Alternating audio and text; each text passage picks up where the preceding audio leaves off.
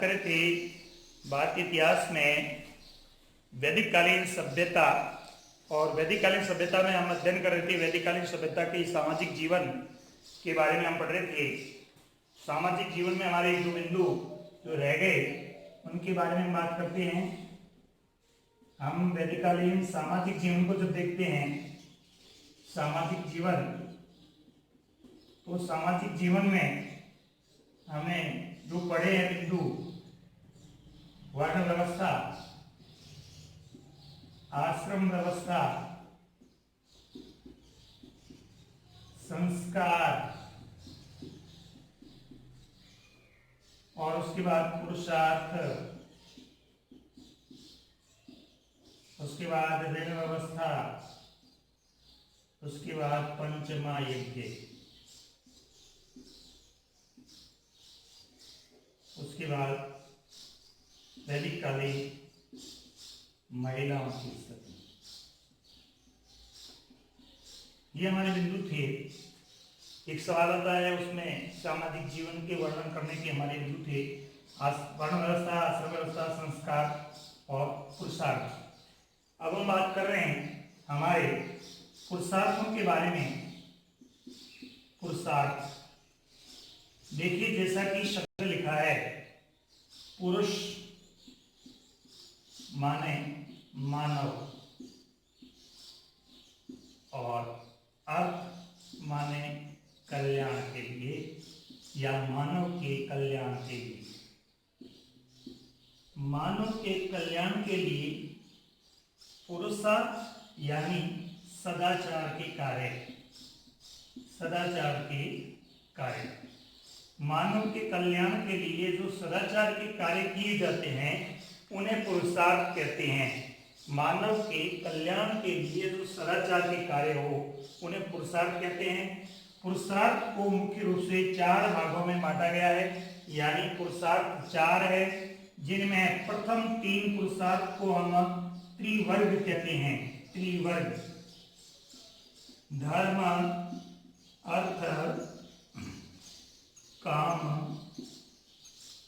अब देखिए, त्रिवर्ग धर्म अर्थ काम को हम त्रिवर्ग की श्रेणी में रखते हैं। क्यों रखते हैं? क्योंकि हमारे यहाँ पे हम अध्ययन कर रहे हैं तो ऋग्वैदिक काल और उत्तरवैदिक काल दोनों का साथ में अध्ययन कर रहे हैं, और इसीलिए ऋग्वैदिक काल में त्रिवर्ग को माना जाता था। यानी ऋग्वैदिक काल में जो पुरुषार्थ थे 3 पुरुषार्थ, और उत्तरवैदिक काल में चौथा पुरुषार्थ यानी 4 पुरुषार्थ हो गए।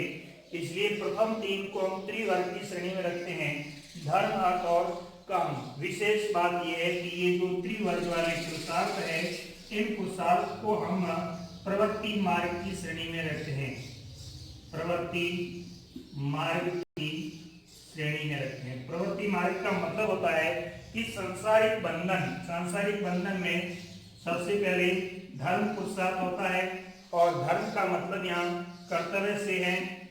धर्म का मतलब कर्तव्य से है, अर्थात व्यक्ति जो है वो नैतिकतापूर्ण सदाचार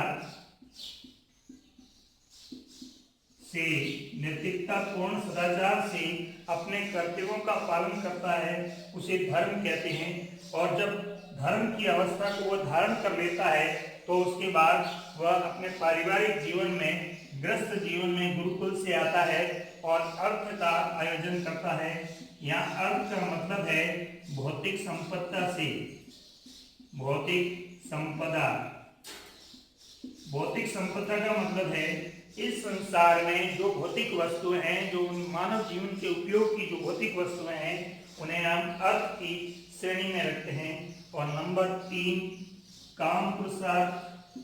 काम पुरुषार्थ का अर्थ है कि व्यक्ति की समस्त जो इच्छाएं हैं, समस्त इच्छाओं से तृप्ति या संतुष्टि, जितनी भी सांसारिक इच्छाएं हैं उन सभी सांसारिक इच्छाओं की पूर्ति, चाहे संतान उत्पत्ति है, चाहे यज्ञों का आयोजन है, चाहे ऋण उतारने का काम है, जितने भी जन कल्याण के काम हैं, ये समस्त जो मानव की इच्छाएं हैं उन सभी इच्छाओं की वह पूर्ति करता है, उसे काम पुरुषार्थ कहते हैं।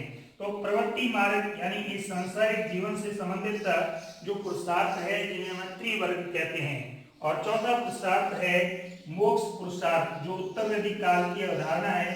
मोक्ष पुरुषार्थ इन तीनों के बाद है, यानी इन तीनों की प्राप्ति के बाद व्यक्ति मोक्ष पुरुषार्थ की ओर प्रवेश करता है। मोक्ष पुरुषार्थ में वह स्वयं के कल्याण यानी स्वयं की मुक्ति के लिए वह इस पुरुषार्थ में प्रवेश करता है। इसलिए इसको हम आध्यात्मिक मार्ग या फिर हम इसको निवृत्ति मार्ग कहते हैं। तो पुरुषार्थ हमें क्या सिखाता है? पुरुषार्थ हमें ये सिखाता है कि व्यक्ति को अपने जीवन में क्या क्या किस तरह से जीवन यापन करते हुए कार्य करना चाहिए। यानी व्यक्ति को सबसे पहले अपने जो नैतिक सदाचारपूर्ण आचरण है उसको धारण करना चाहिए, और सदाचारपूर्ण आचरण धारण करने के बाद वह इस भौतिक जगत में भौतिक संपदा की प्राप्ति करता है, अर्थात अर्थ का अर्जन करता है, और अर्थ का अर्जन करते हुए अपनी समस्त इच्छाओं की पूर्ति करता है, चाहे दान पुण्य की हो, यज्ञ की हो, भौतिक सुख सुविधाओं की हो। और उसके बाद व्यक्ति अपने स्वयं के कल्याण के लिए और अपनी आत्मा के कल्याण के लिए वह उत्तरवेदी काल की अवधारणा में मोक्ष पुरुषार्थ की ओर प्रवेश करता है। इसे आध्यात्मिक या निवृत्ति मार्ग के रूप में जाना जाता है। परीक्षा में सवाल आता है पुरुषार्थ क्या है, स्पष्ट कीजिए। तो आपको इस तरह से इसका उत्तर देना है। पुरुषार्थ का अर्थ है कि मानव जीवन के सदाचार पूर्वक के किए गए कल्याण कार्य, जिनको हम पुरुषार्थ कहते हैं, जिसमें 4 पुरुषार्थ है। प्रथम 3 पुरुषार्थों को त्रिवर्ग कहा जाता है, जिसके अंदर धर्म, अर्थ और काम की अवधारणा है। इन तीनों पुरुषार्थों को हम प्रवृत्ति मार्ग की श्रेणी में रखते हैं।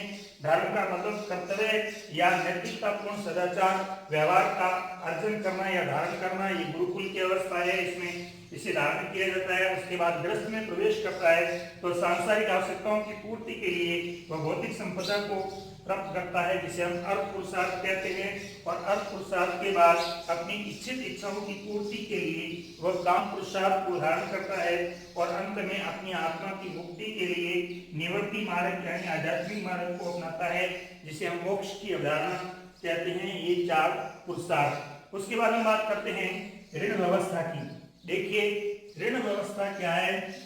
ऋण का मतलब ये है कि व्यक्ति इस संसार में अपने जीवन में जो भी कार्य करता है वह उसे भावी पीढ़ी से मिलते हैं, यानी उसे अपनी वंश या गोत्र से मिलते हैं। और वंश या गोत्र से मिलते हैं, इसीलिए उसका एक कर्तव्य बनता है वंश या गोत्र के प्रति और संसार के प्राणियों के प्रति कि यदि उसने कुछ संसार के प्राणियों से प्राप्त किया है तो उतना वह उसको वापस दे। इसके लिए वह ऋण की अवधारणा आई, यानी यहाँ पर व्यक्ति उऋण होना चाहता है। और उऋण का मतलब है ऋणों से मुक्ति। यहाँ मुख्य रूप से त्रिऋण की अवधारणा है। त्रिऋण मुख्य रूप से माने गए हैं देवऋण, ऋषि ऋण और पितृऋण। ये त्रिऋण की अवधारणा है। देवऋण का मतलब है कि अपनी जो भावी पीढ़ी थी, जो अपना वंश गोत्र था, उस वंश गोत्र में जो उन्होंने अपने प्रकृति के समस्त, जैसे सूर्य है, चंद्रमा है, अन्य जो प्रकृति के समस्त देवता है, उनका जो अध्ययन और चिंतन जो उसकी पीढ़ी ने किया है, उसे भी आगे उसको करके उतारना है, अर्थात ऋण से मुक्त होना है। ऋषि ऋण का मतलब है जो मनीषियों का ज्ञान, जो वेदों का ज्ञान हमारी पीढ़ी में आया, वो ज्ञान हमें भी प्राप्त करके और फिर इस ज्ञान को आगे बांट करके और ऋषि ऋण को उतारना है। और पितृ ऋण का मतलब है कि संतानोत्पत्ति, यानी हमारा कर्तव्य बनता है कि पीढ़ी दर पीढ़ी जो वंशानुगत गति बनी हुई है, यानी संतानोत्पत्ति की जो क्रिया है, उसको हमें करना, मतलब पितृ ऋण को उतारना है।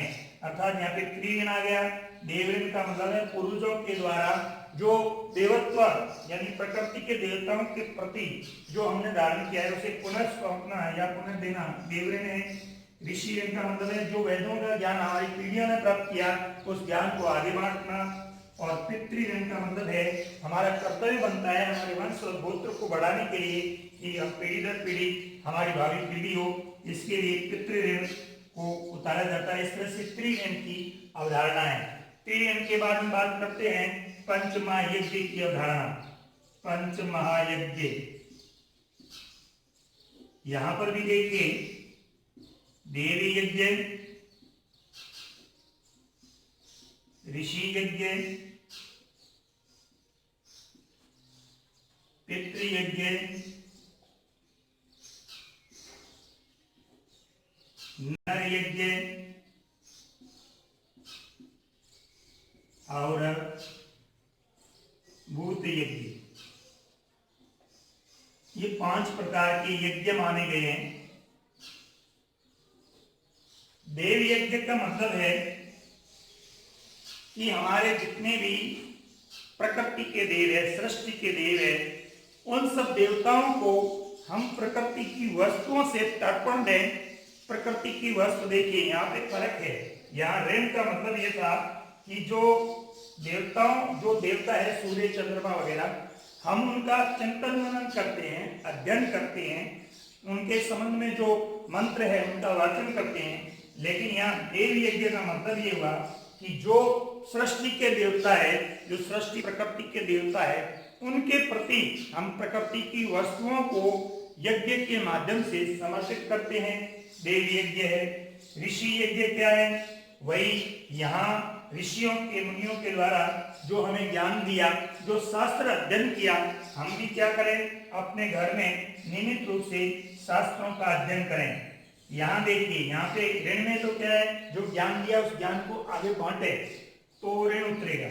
यज्ञ में तो क्या है, ऋषि यज्ञ में कि जो वेद थे और जो वेद पुरानी हमारी पीढ़ियां पढ़ी थी, हम भी वैसे वैसे उसको बढ़ाएं, अर्थात हम सबसे अधिक स्वाध्याय पर ध्यान दें, तो ये ऋषि यज्ञ है वो संपन्न होगा। उसके बाद आता है पितृयज्ञ। क्या है? पितृयज्ञ का मतलब ये है कि हम माता पिता और गुरुजनों की अपने सांसारिक जीवन में माता पिता और गुरुजनों की हम सेवा करते हैं, उसे पितृयज्ञ कहते हैं।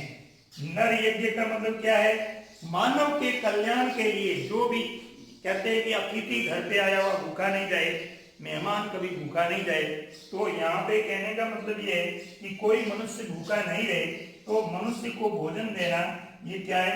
नर यज्ञ है। मानव की सेवा नर यज्ञ है। भूत यज्ञ में क्या आता है? हम हमारी जो संस्कृति है, वैदिक संस्कृति, उसमें हम क्या करते हैं? चींटियों को दाना देते हैं, कीड़े मकोड़ों को खाने के लिए दाने देते हैं, पशु पक्षियों, कीड़े मकोड़ों और अनेक प्रकार के जीवों को हम तर्पण देते हैं, भोजन देते हैं। यानी भौतिक जो भी इस भौतिक जगत में जीव है उन सब का हम कल्याण करते हैं, तो हमारा भूत यज्ञ आयोजित होता है।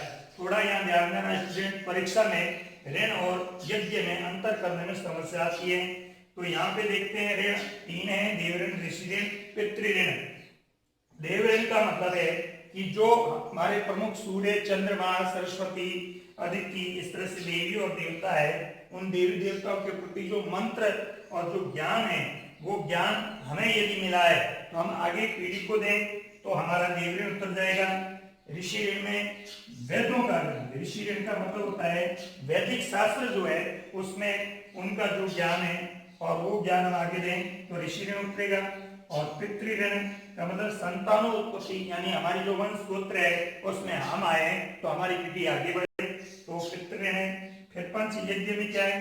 देव यज्ञ में क्या है? समस्त देवताओं का प्रतिदिन मतलब पूजा पाठ जो हम करते हैं उसको देव यज्ञ करते हैं, देव यज्ञ कहते हैं। ऋषि यज्ञ में क्या है? वेद स्वाध्याय करते हैं, वेदों का केवल अपने लिए स्वाध्याय करते हैं, तो ऋषि यज्ञ है। पितृयज्ञ में क्या है? अपने पूर्वजों के यानी जो गुरुजन और वृद्धजन हैं, माता पिता है उनकी सेवा करते हैं तो पितृ यज्ञ होता है। नर यज्ञ अतिथि घर पे आता है, आए हुए मेहमान मानव कल्याण के लिए हम भोजन देते हैं तो नर यज्ञ है। और भूत यज्ञ का मतलब कीड़े मकोड़े सृष्टि के जितने भी जीव है उनके लिए हम तर्पण देते हैं तो भूत यज्ञ कहलाता है। उसके बाद हम बात करते हैं वैदिक कालीन महिलाओं की स्थिति। यदि हम वैदिक कालीन महिलाओं की स्थिति का अध्ययन करते हैं तो यहाँ पर हम ऋग्वैदिक कालीन महिलाएं और उत्तर वैदिक कालीन महिलाओं की स्थिति की हम बात करते हैं। देखिए महिलाओं की स्थिति को यदि हम देखें तो जहां हड़प्पा काल में मात्र शतात्मक परिवार था, महिलाओं का सबसे अधिक समान था, वहीं यहाँ पर पितृ शतात्मक परिवार है वैदिक काल में। लेकिन हड़प्पा जितना महिलाओं का यहाँ महत्व है लेकिन जितना महत्व नहीं है। तो हम देखते हैं महिलाओं की स्थिति। महिलाओं की स्थिति वैदिक काल में, वैदिक कालीन जब महिलाओं की स्थिति को हम देखते हैं तो महिलाओं को यहाँ पर उपनयन संस्कार का अधिकार था। महिलाएं उपनयन संस्कार कर सकती थी, यानी महिलाएं जनेऊ धारण कर सकती थी। नंबर 2, महिलाओं को वेद पढ़ने का, वेदाध्ययन का अधिकार था। उसके बाद नंबर 3, महिलाओं को शास्त्रार्थ यानी वेदों पर वाद विवाद डिबेट करना, शास्त्रार्थ में भाग लेने का अधिकार था। महिलाओं को संपत्ति का अधिकार नहीं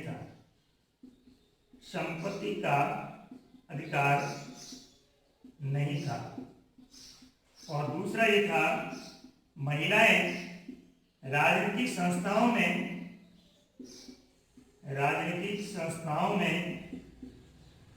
भाग ले सकती थी, परंतु मत का अधिकार नहीं था।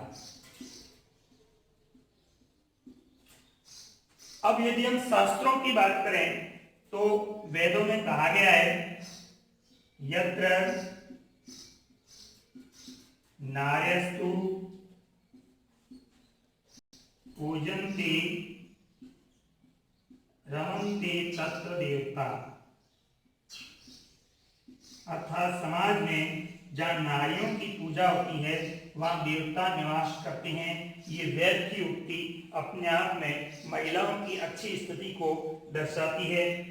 ऋग्वेद में कहा गया है, ऋग्वेद में महिलाओं के लिए एक शब्द आया है जायदशम।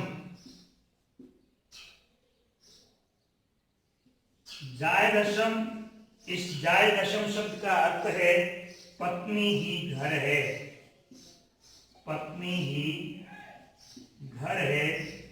ऐसा ऋग्वेद में उल्लेखित होता है।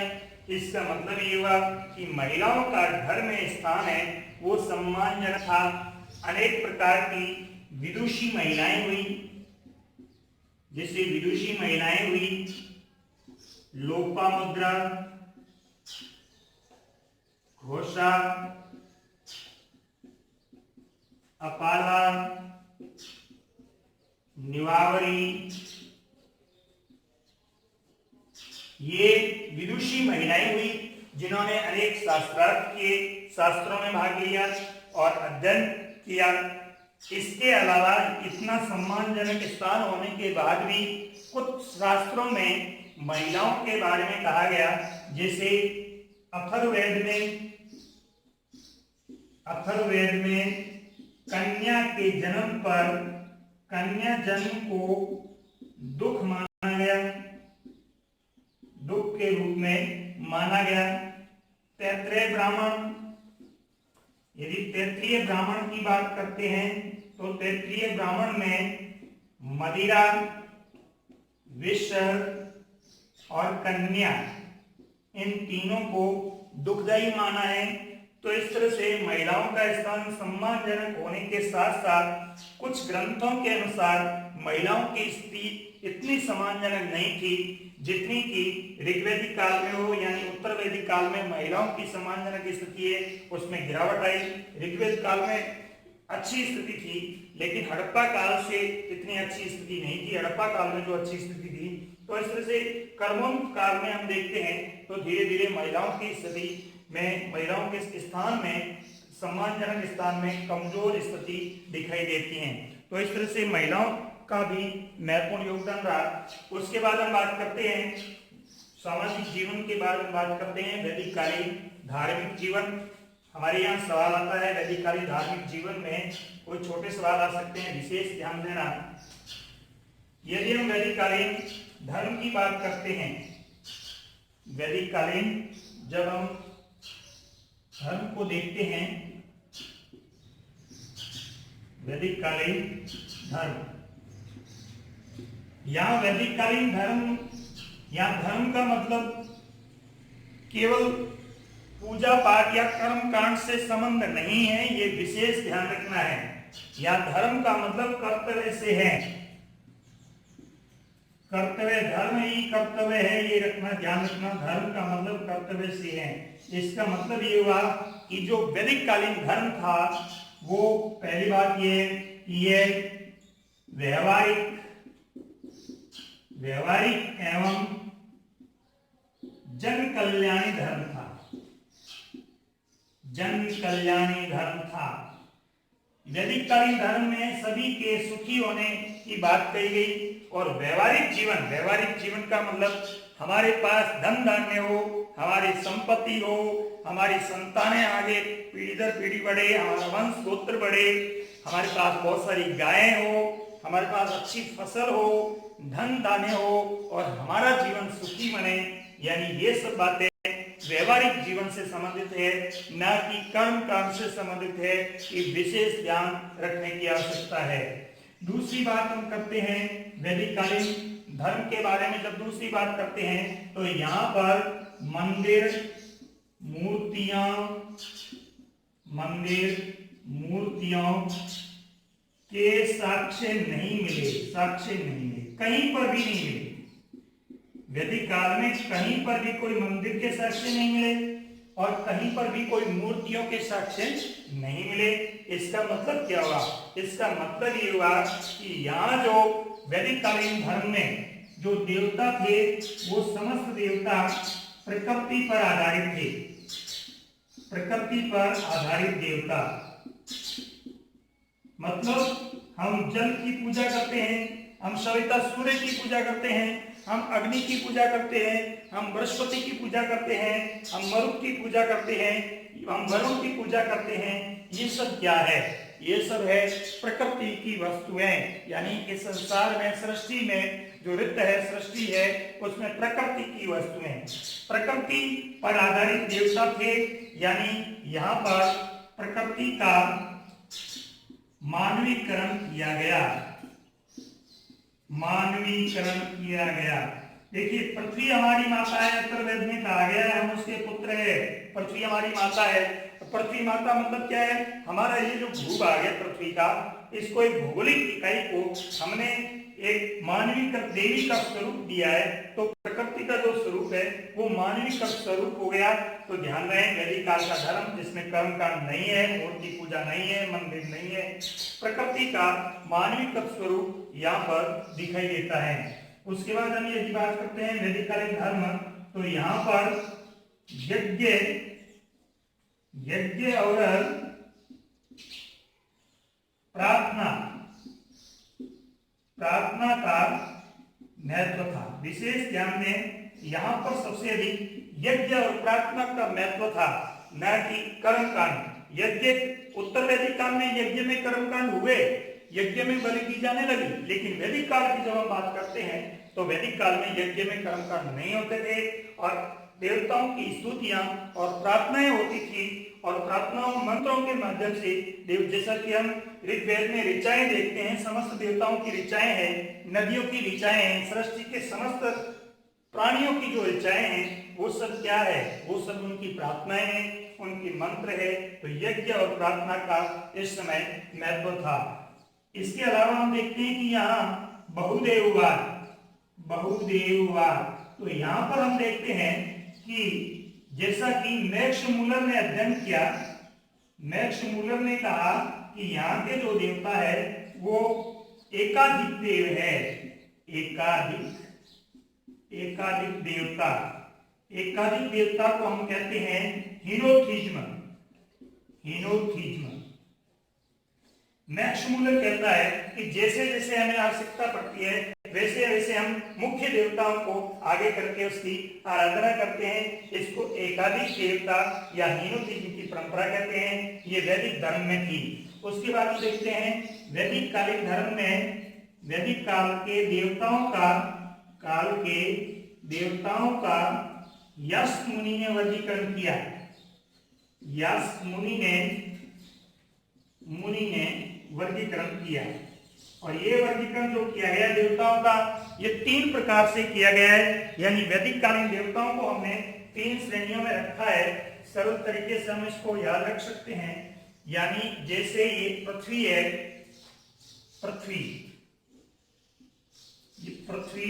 पृथ्वी के बाद